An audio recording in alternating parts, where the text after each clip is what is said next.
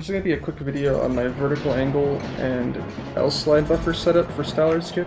A little bit slower than doing it normally, but it helped my consistency a lot, and hopefully it'll help others too.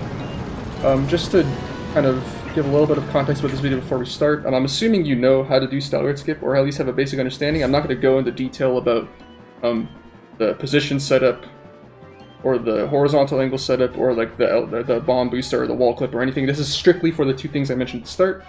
And just to begin, the vertical angle setup only works for the 2-roll setup. There is a setup I have for the jump attack setup, but it's a lot worse, so I'd recommend if you're going to do this angle setup, because if you're bad at aiming, like I was, this helps me a lot, and it's just way faster for the 2-roll. So I'm going to get into the 2-roll position, and then we'll start. There are instructions on the left that kind of go into detail what I'm going to talk about, but I will also go everything over with voice. Cool. So now we're in the position for 2-roll, and we will start with the vertical angle setup. So let's do that now. Real quick before we proceed, I just want to introduce the concept I'm going to be showing in a second, because it might be kind of confusing.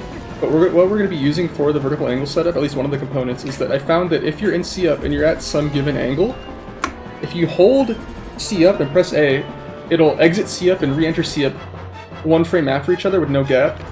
And it buffers consistent angles, so I go back to the angle I was at, and it still gives the same angles every time. And we're going to use that concept to buffer to specific angles. Exactly what angles it buffers to is very complicated. I'm not really going to explain it. It differs a lot depending on how high up you're looking or how low you're looking, relative to neutral at 0. But yeah, just know that that's the concept we're going to be using. So now let's go back. Okay, now that we're back in the position, we'll go over the vertical angle setup. So first you want to buffer up 3 to 4 frames. Both work, which is really nice. So that's 4 frames, which gives you a value of -2048. And 3 frames, if you were to buffer it that much, gives you a value of -1536. But that's how you know debug-wise if you have GZ, but how do I tell visually from the game? What I use is this back text right here. And let me undo that real quick. And I look at the gap between the top line right here of this like rectangle, as well as the bottom surface of this like structure, and I look at the gap here between the two. If I'm at the 3rd frame, you can see that the back text is in the middle of this gap, and if you look at the 4th frame, the back text is at the top of this gap, kind of flush with that bottom surface. So that's how I know visually. Feel free to come up with your own stuff, but that worked pretty well for me. And now that we're here, we will now proceed to buffering our angle with this new C up plus A strat. So let's do that now. And it kind of changes depending on what angle you get, but it's pretty easy to follow. But depending on how many frames exactly we buffered up, it corresponds directly to how many times we press A. So if we buffered up for 3 frames, we press A 3 times. If we buffered up for 4 frames, we press A 4 times. So it's pretty easy to connect the dots there. And it's nice because there's 2 frames that work. So let me show how that works. So this is at 4 frames buffered up. You want to exit the item wheel and hold C up and press A 4 times if you look at my input display. 1, 2, 3, 4, and you buffered at -384. And similarly, if you're at the 3 frames one, all you do is the same exact thing, except you press A 3 times. And coincidentally, I don't know why, you go to the exact same -384. And this is where we go to the next step. So yeah, again, recognize what frame you buffered up to, and do the corresponding amount of A presses. And if you miss the frame initially from the initial buffer up, just swing back and down until you get to the 3 or 4, the 3rd or 4th frame from the neutral. And then eventually you'll get it. So yeah, so now that we're here, we're now going to buffer down to +6784, and let me do that now. And I'll show my visual cue after I do it. I'm going to buffer a little more than I usually do, just to kind of show what I'm doing. But yeah. Oh, that's actually the frame right there, okay. So this is the frame you want to buffer to. Let me go save state, and let me show what I'm looking at. So what I'm looking at, if you see my mouse, at the bottom of the screen, there's like this little splotch here along this line that eventually appears, and you want it to be barely on screen. And let me show what it looks like differently if you like pass it and such. So save states. I buffer up 1 frame. It's completely off screen. You go back. And if you go past it, this splotch is completely on screen and there's more of it, and eventually the line ends. So what I'm looking for is to get to the point where the splotch is just on screen. It's distinct to me. This was the best visual cue I found. Feel free to find another. And now the final step of the vertical angle setup is to simply do the hold C up and press A strat again, but only once from this spot. And once you do that, let me get rid of frame advance. You go to 5088, and bam, that's a good angle for the 2-roll setup, and it'll work. You just do the CAD and it works, easy. One thing to go over real quick is that you gotta make sure that you understand that you're not safe from the spinner at all times, unless you get to this final part where you're at 5088. This is where you're fine, because obviously you let the spinner pass and you do the CAD. But if you're any lower, like just like this, you'll get hit. So if you're having trouble hitting the frame with, like you hear I'm missing the frame with the buffer, I would just, if you hear the spinner coming, aim up, wait for it to pass, you're safe, and then go back down, and then try to hit the frame again. Another thing on top of that is if you go too far down, eventually you'll hit the 10,000 like bottom limit of looking down for the angles, and then this messes you up because it changes the intervals which you buffer to, and you can't buffer down to that same frame anymore. So if that happens, you also mess up. But you can just go to neutral and start the setup over again. Usually, in my experience, even if I mess up, I can usually mess it up like 2 or 3 times, or maybe more like 1 or 2 times, and still be fine, and like before a Stallord breeds on me, because really not much time is passing as you're buffering as you would think, so it really is pretty lenient. So even if you do fail, it's pretty easy to just collect yourself and try again, pretty easily. Especially if you're good at buffering, it goes by pretty dang fast. So yeah, now we'll go on to doing it one more time. Okay, we're back to the position. I'll go do the setup one time in motion. So buffer up. That was 3 frames. 1, 2, 3. Buffer down to the frame I mentioned. I passed it. Back up. Pass it again. There you go. And now that's good. Cool. Hopefully that all makes sense. Now I will move on to my buffered L slide setup, because I think that's pretty cool. And I want to go over it in one video, I guess, so I'll do that now. Hopefully this part was comprehensive. If you have any questions, let me know. Cool. Next part. Okay, now for the buffered L slide. This is completely separate from the vertical angle setup. You don't have to do that to do this, and vice versa. This is another tool that you can choose to do on top of it, or separately, if you want to try to make this more consistent for you. And another thing on top of that is that this is good for both position setups, both the jump attack and the roll setup. So it doesn't matter which one you do. This is just doing the L slide itself. The main benefits for this for me, which I'll explain a little bit more later, is that one, it lets you hold the notch out of the buffer that I will do. Which is nice, because at least for me, what I would tend to do, at least when I would do it all in motion, is when I go hit the stick from, if I go hit the notch from neutral, I would tend to miss the notch a little bit from the dead-on notch position, and my stick values would be a little bit off of the -40, +40, enough so that it would make my L slide success rate kind of inconsistent. And also, it lets you time your L press to start the slide from a consistent claw shot release, which is good because you can metronome it.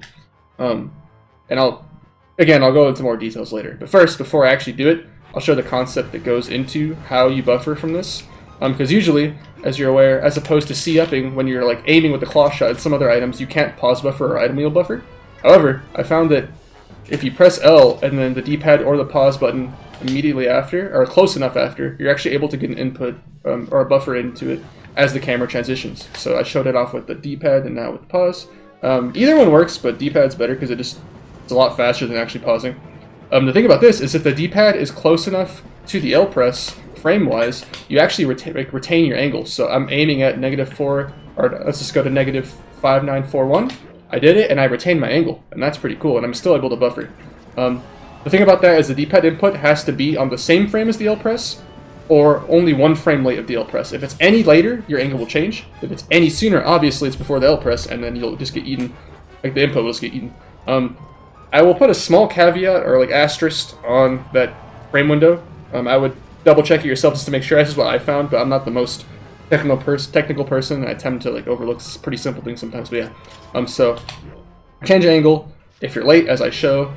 Your angle changes because the camera transitions, and if you're early, it just doesn't come out, and then you press L, and then you go back to 0, and your angle gets messed up, which is kind of scary, but I think it's not that bad. I think it's pretty consistent for me.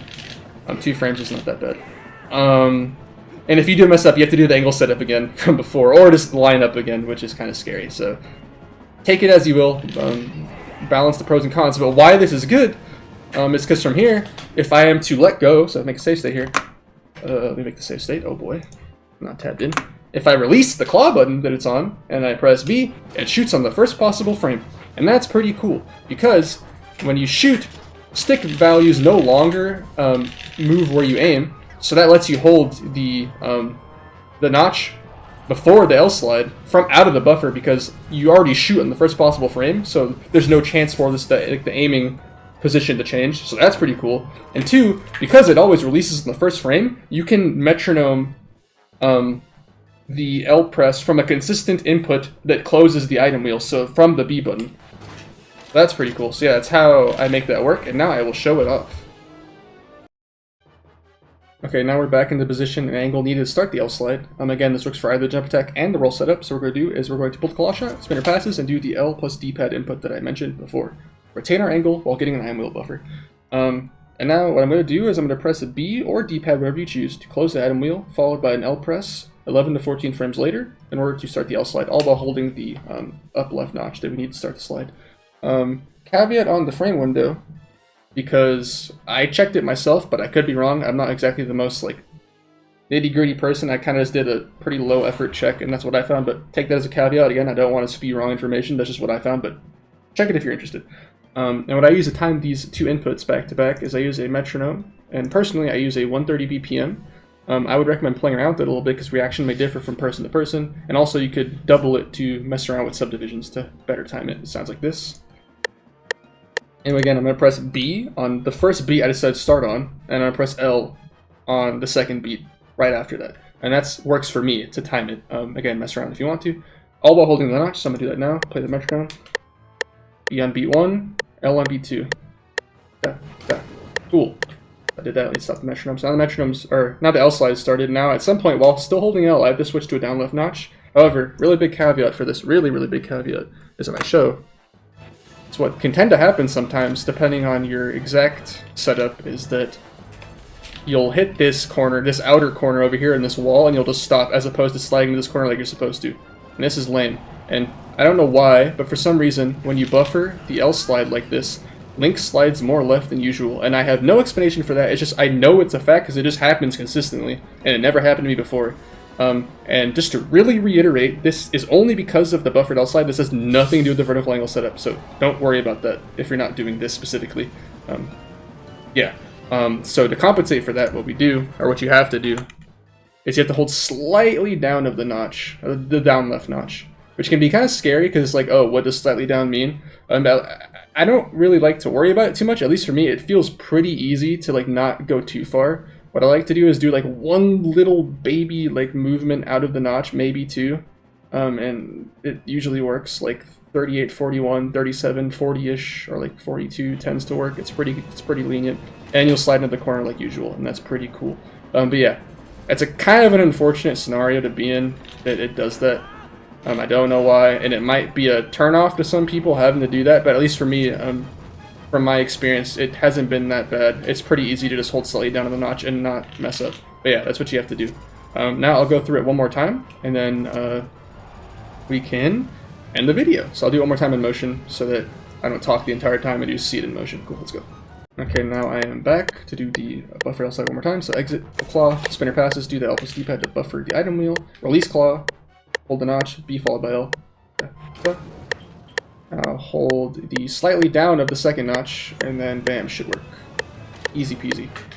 Wow. Okay, let me chop the metronome real quick so it's not blasting the entire time. Yeah, those are the two things I wanted to go over. Hopefully those were comprehensive, and hopefully I made it clear enough. If you have any additional questions, feel free to let me know. Hopefully this helps you learn Stallord skip, because at least for me it drastically increased or skyrocketed my consistency with this trick at the cost of the little bit of time that it takes to do these additional things. I don't think it's that bad. I think personally it's worth it for how bad it is to fail it. At least for me now, I only ever fail the bomb boost, if anything, which is pretty nice. So at that point, I can accept the failure. But yeah, hopefully that was comprehensive. If I said anything wrong, or if like you have any more additional questions, please let me know. Peace. Goodbye.